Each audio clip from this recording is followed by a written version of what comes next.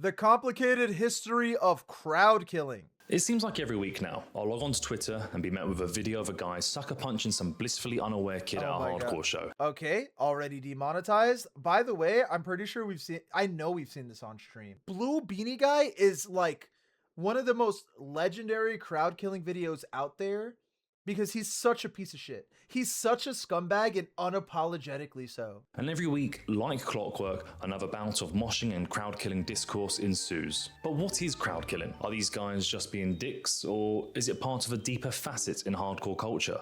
One that on the outside looks like some guys being dicks. Crowd killing is a sensitive topic, one that people could get quite upset about. So before we learn about what crowd killing is, we first have to learn about the history of moshing. I think crowd killing in hardcore is okay.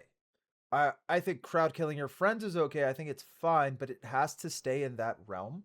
And also, if you're like targeting someone that you don't like, or like being like a dickhead about it, or being a bully, or like, oh yeah, I see that fucking scrawny little 60-pounder that I know I could crowd kill and won't do shit about it, like, you're a piece of shit. I think intention is a big thing. Jess James gave me the permission to react to his shit, but I gotta say something nice.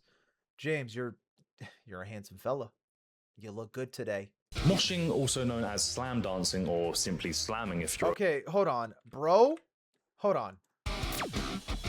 Moshing, also known as slam... Who is... Okay. Okay, we're at a show. Not a fucking WWE event. Why is this bitch body slamming motherfuckers in the pit? Huh? Dancing, or simply slamming if you're a nonce, is an extreme style of dance where participants push or slam into each other, normally to aggressive music like punk or heavy metal. Although in later years, due to the popularity of grunge music and touring festivals, this branched out to other genres such as hip hop and EDM. This style of dancing would take... Yeah, so like you'll see regularly in like any show.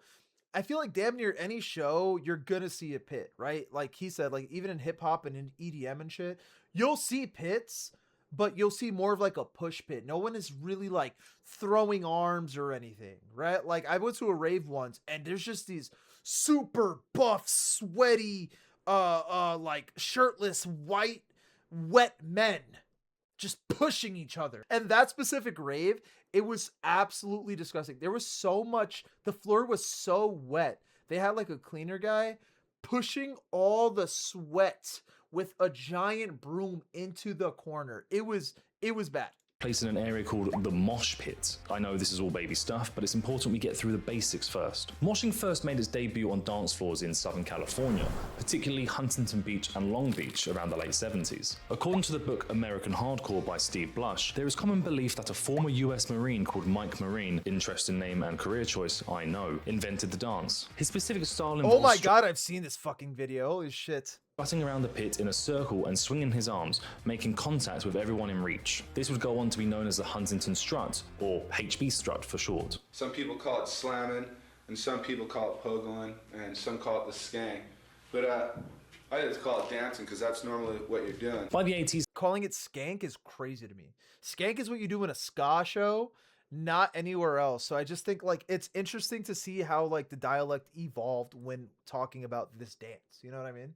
slam dancing had become the norm in the SoCal scene, with Huntington Beach and Long Beach becoming the heart of the scene. Over on the East Coast, this aggressive style of dancing was starting to take on new forms. In Boston, moshing became more violent and incorporated punches below the neck, whereas the Washington DC hardcore scene saw an increase in stage diving and more chaotic slam dancing. Another occurrence in That's where I'm trying to go, the stage diving and shit, fool! Boston scene was an activity called pig piles, which would involve one person being pushed to the ground and others would begin to pile on top of them. I don't really see this happening much. That is so fucking dangerous. So there's a Kaonashi Hey 5-6 video where everyone fucking dog piles on Peter.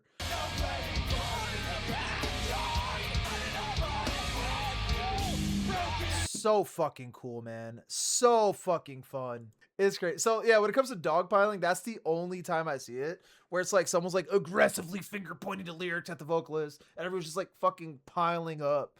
Maybe because I don't live in Boston, but if I ever see a row pit, you bet your left nut I'm pig-piling them. Fucking row pits. And over in New York, slam dancing took on an even more violent form, where dancers would choose to stay in one place or collide with others while swinging their arms and legs in a much more exaggerated version of the Southern California counterpart. Across the pond in the UK, punk rock was the dominant subculture for quite some time, which also had its own style of moshing. Crowd members would simply jump up and down with their arms beside themselves, a move That's pogoing. That is like pogoing that would happen in like a lot of, like, even outside of hardcore shows, like people just pogo it up. which would later be given the term pogoing, a direct predecessor to moshing. It was believed that this style of dance was derived from crowd members being densely packed in a venue and jumping up and down to get a better view of the stage, which sounds like a lot of fun. Towards the 80s, as the anarchy punk scene started to fizzle out, bands like Crass and Conflict emerged, along with a new style of dance. Skanking had been around a while in the UK and was particularly popular with the ska and reggae scenes. The dance consisted of a running man motion of the legs to the beat while alternating bent elbow, fist. I love a good skank pit. I've seen Survey Says back in the day. Bro, the skanking was fucking heat, bro. I love a good skank. Punches. The hardcore punks took this move and made it their own, which later came to be known as two-stepping, baby. As Yes, aggressive music sir. evolved, so did slam dancing. A vast array of mosh styles developed, including but not limited to bow throwing, two-stepping, Lorna, picking up change, karate, also known as fighting ghosts, roundhouse, and don't forget windmills. Oh, that's what you call it, karate. Okay, like I did a moshing video so long ago. It probably aged like milk now. But I didn't know what to call randomly like kicking and swinging your arms. I forgot what I called it in the show or in the video, but I didn't know what it was called. And then I realized you always hear it all. Even I knew that before that everyone would just call it karate, and I don't know why I couldn't think of that. Circle pits and f***ing row pits, walls of death, and last but definitely not least, crowd killing. Hey, whatever happened to the term slam dance? I actually miss it.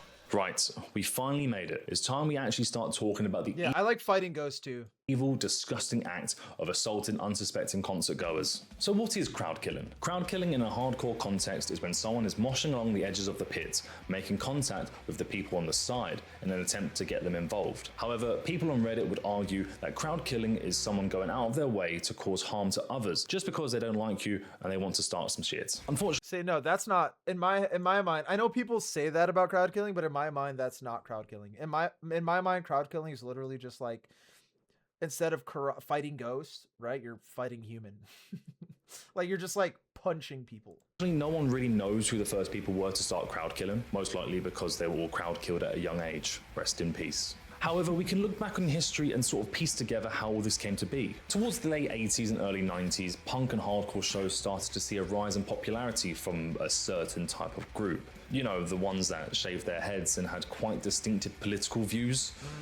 Neo-Nazis, I'm talking about neo-Nazis. This was a small extremist group that would frequent more and more shows, so much so that violence at shows started to increase as well. And as rules of the pit go, if someone falls, pick them up. If that someone is a groomer, abuser, or a Nazi, then by all means go to town on them. Hardcore shows became meeting grounds to punch your local Nazi, and as soon as music kicked in, all-out wars broke out in the middle of the venue. Several people would Where the fuck are you finding a mattress, dog? You're at a venue. What is this? A mattress? Where are you finding that shit?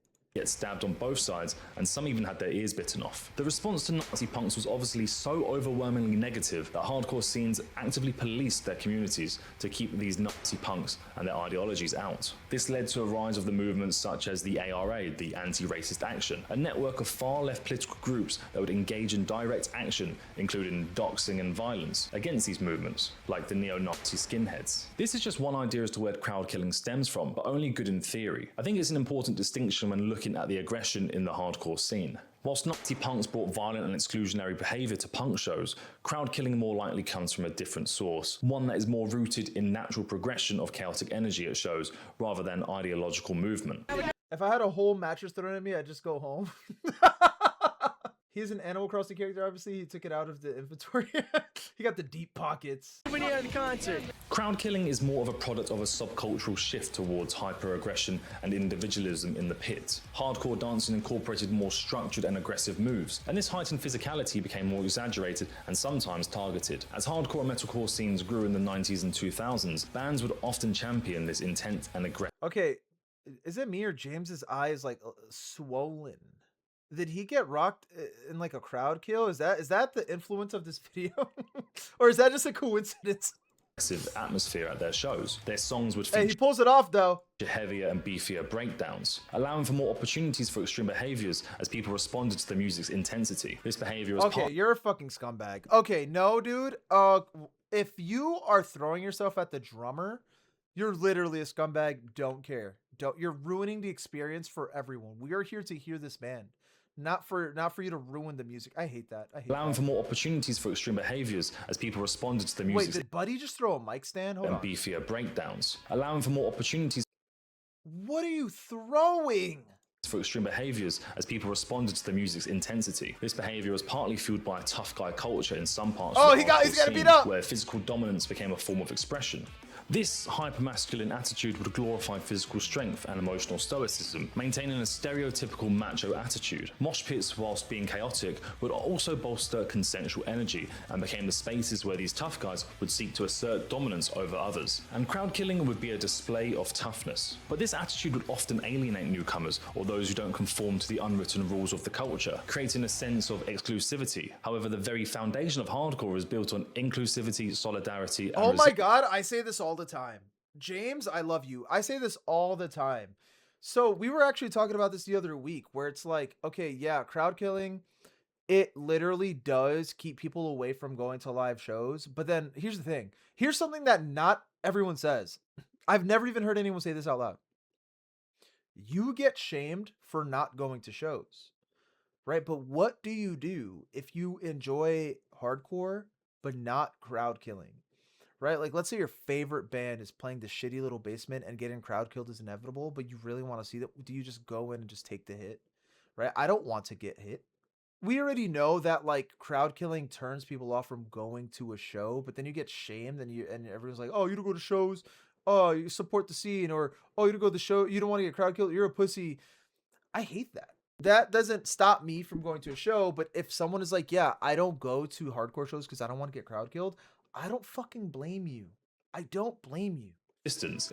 Oh, and he was talking about like how like hardcore is it feels like an exclusive club, but it was literally built off of like community and acceptance and like yeah, I don't care who you are, where you're from, what you do, as long as you're like a cool fella.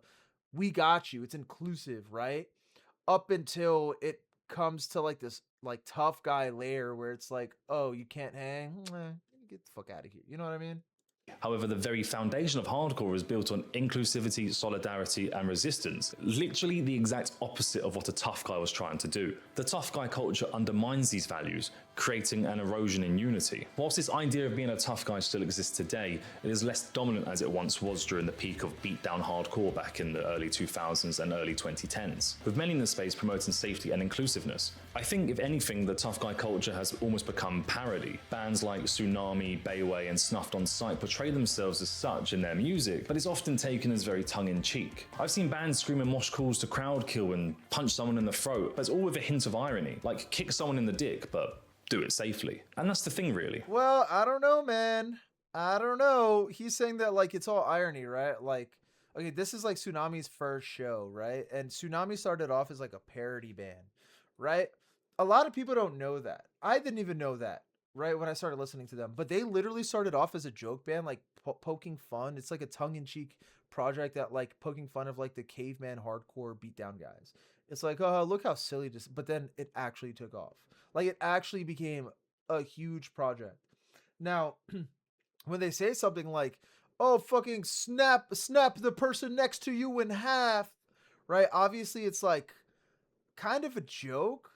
But if you don't know that, you take that shit serious, you're going to grab somebody's grandmother and rip her head off. You know what I mean? Like you got to kind of know that, yeah, there's a little irony involved. Everyone in hardcore knows what crowd killing is, and what people's attitudes towards it are. But the mosh pit at a hardcore show is a consensual space, including those standing around the edge of the pit. You expect to be hit because that's the environment you're in. It doesn't mean everyone's out to get you and cause harm. If you don't want to get hit, then stay as far back as you can. It's like, I don't want to see a guy pummeling some kid in the face because, well, that's hardcore, that's what you do. I don't think anyone does. But if I'm at a hardcore show and I want to be involved, I've got to somewhat expect I'm going to get hit in some aspect. I've had it. Yes, 100%. And also, I forgot why I even said what I said just now.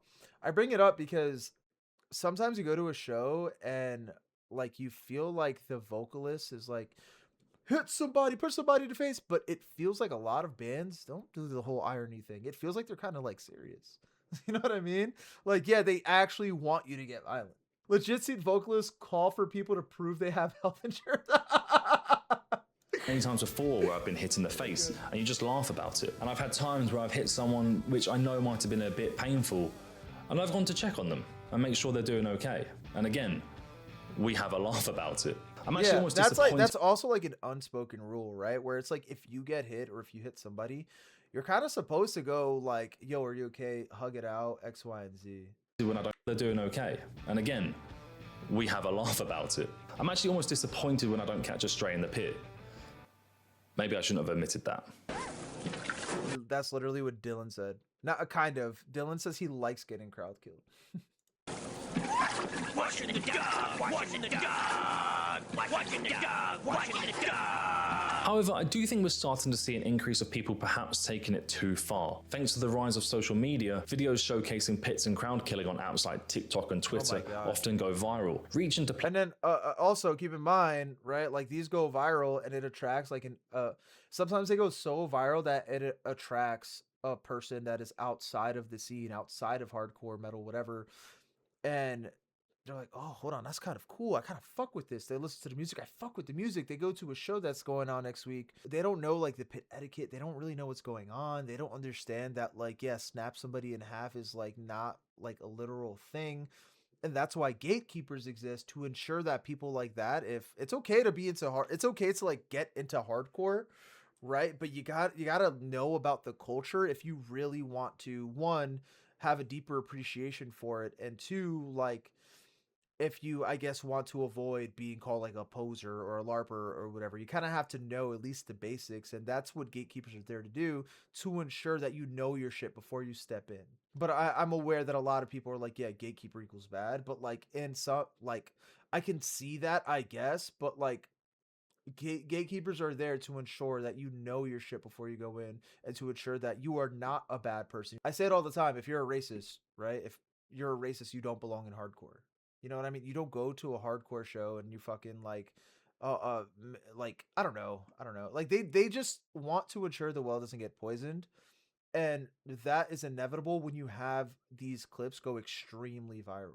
Places outside of the subculture, like on apps like TikTok and Twitter, often go viral, reaching to places outside of the subculture, further popularizing the behavior in circles. Whilst these videos highlight the intensity of hardcore shows, I fear it also contributes to the misconception of what actually happens in hardcore. And I've seen this myself. I was once at a hardcore show in Brighton watching a band called No Relief, when a group of drunk lads stumbled in having no idea what was about to go down. These guys, clearly not having a Scooby as to what hardcore was, walked into the middle of the pit, one got a spin kick to the midsection, and things started to get heated. Another issue with the popularity online is this idea of main character syndrome. I'm planning on doing a separate video on this, but in short, everyone is looking for their viral moment, and it seems to me that people will do just about anything to have people talk about them. Yes, bro. This is terrible, right? I did a video, I got hate on it, but I did a video once about like the main character syndrome problem at like that one fest, right? Where it was literally an issue for a lot of the bands. And it's like, okay, I get it. You want to have fun, but also you're not the only person in the world. Go up there and just jump off the stage. Don't go up there and like fucking jump around the stage. Act like, oh, I'm a part of the band. Like, don't fucking like if you're on the stage, your mission is to jump right back off. Maybe pit it up a bit and jump off, but don't be there for more than like 7 seconds. Are you fucking kidding me? Look at her. Like, what are you doing? Like, this is main character like syndrome that we're like talking about. Get the fuck up off the stage. You're there. Get out. Why are you still there? Look. Damn. Get pushed. Get fucking pushed. It's not your show, shorty. Get the fuck up out of here. Everyone is looking for their viral moment, and it seems to me that people will do just about anything to have people talk about them. They all want their look at me moment, like that guy who threw the speed vocalist off the stage. You're not adding to the culture. What the fuck? I didn't even know that happened. I didn't even know that. Why are you throwing the vocalist off stage? What the fuck are you doing, bro?